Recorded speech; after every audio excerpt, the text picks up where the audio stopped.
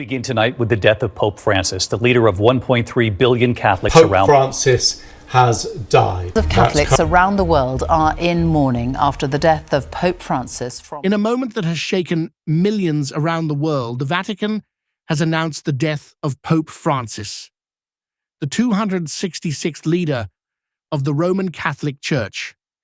At the age of 88, Pope Francis passed away in his Vatican residence on the morning of April 21st, 2025, following a massive stroke and irreversible heart failure.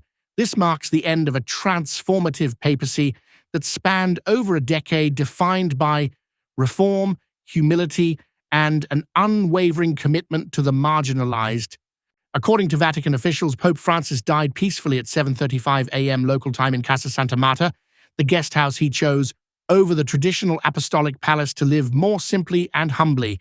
The Vatican stated that he suffered a cerebral stroke during the night, which caused a rapid decline in his condition. Despite emergency care from his doctors, he did not recover.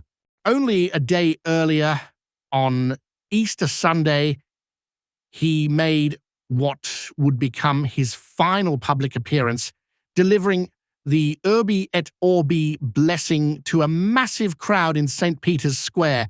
Many now look back at that moment, noting the visible frailty in his voice, but also his unwavering presence and grace. Born Jorge Mario Bergoglio in Buenos Aires, Argentina, Pope Francis was elected in 2013 as the first Latin American and Jesuit pope. His ascension marked a turning point for the Church, signaling a shift toward humility, reform, and inclusivity. He was known for washing the feet of prisoners and refugees, for opening doors to LGBTQ+ Catholics, and for pushing for more significant roles for women within church leadership. He condemned clerical abuse, addressed climate change, and spoke out against economic inequality and war. Under his leadership, the Vatican made efforts to improve financial transparency, and he introduced measures to hold clergy accountable for misconduct. He was a reformer at heart, never afraid to challenge tradition when it meant serving humanity better. Tributes have poured in from all corners of the globe. US President Donald Trump described Francis as a man of peace and principle. Argentina President Javier Milei honored him as a national son who rose to the highest spiritual seat in the world. Indian Prime Minister Narendra Modi and leaders across Europe, Africa, and Asia expressed sorrow and gratitude for his moral leadership.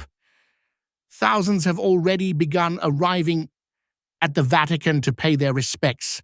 Pope Francis's body is currently lying in a state in an novendiale, during which prayers and masses will be offered for the repose of his soul. The world now watches with curiosity and anticipation who will be chosen to follow in the footsteps of such a transformational figure. Will the next pope continue the reforms and progressive stance of Francis, or steer the Church in a more conservative direction?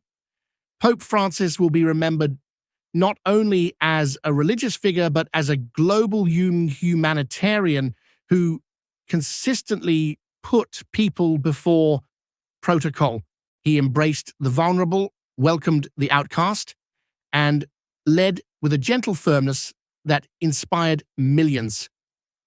His actions reflected the spirit of St. Francis of Assisi, the humble friar for whom he was named, and his papacy revived that same call to simplicity, mercy, and service. For many who felt disconnected from organized religion, Pope Francis served as a bridge, a reminder that faith could still be deeply human, empathetic, and relevant in modern times. His papacy will go down in history as one of the most consequential in the modern era. He confronted scandal, bureaucracy, and division within the Church head-on. and often with deep personal cost. He issued powerful encyclicals that addressed not just spiritual doctrine, but worldly responsibility, calling environmental destruction a moral issue and labeling indifference toward poverty as sinful. He wept with survivors of abuse and conflict, and he held powerful institutions accountable in ways no pope before him dared to do. Though not every reform was successful, and not every decision was without controversy, his courage to question long-standing practices made him a spiritual revolutionary in an era of uncertainty. As the world grieves, it also prepares for change. The upcoming conclave will be more than a religious formality. It will be a defining moment for the future of the Catholic Church. Will the cardinals look to Africa, Asia, or Latin America again for leadership? Will they seek continuity or a course correction? These questions loom large, but in the meantime, there is a collective pause, a moment to reflect on the life of a man who reminded us that faith is not about judgment, but about love. As he once said, "The world tells us to seek success, power, and money. God tells us to seek humility, service, and love." That is the legacy he leaves behind. Thank you for watching. If this story moved you, or if Pope Francis's life meant something to you personally, feel free to share your thoughts in the comments. Don't forget to like and subscribe for more thoughtful news coverage. And as we close this chapter, we remember Pope Francis not only as a leader of the Church, but as a shepherd of compassion in a complicated world. May he rest in peace.